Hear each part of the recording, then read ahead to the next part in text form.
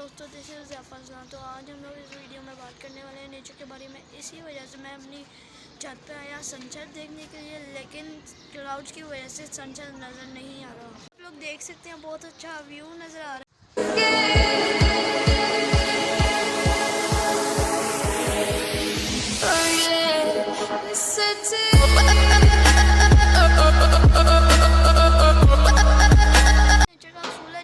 जब भी सनसेट होता है तो परिंदे अपने अपने घोंसलों में जाना शुरू हो जाते हैं। छत पे आके बहुत फ्रेश फील कर रहा हूँ।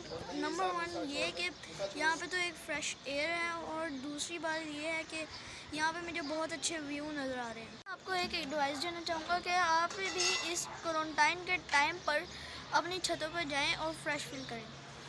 तो आप देख सकते हैं कि पीछे लोग अपनी छतों पे बैडमिंटन और क्रिकेट खेल रहे हैं, तो आप भी इस तरह अपनी छतों पे जाके अपना टाइम स्पेंड कर सकते हैं।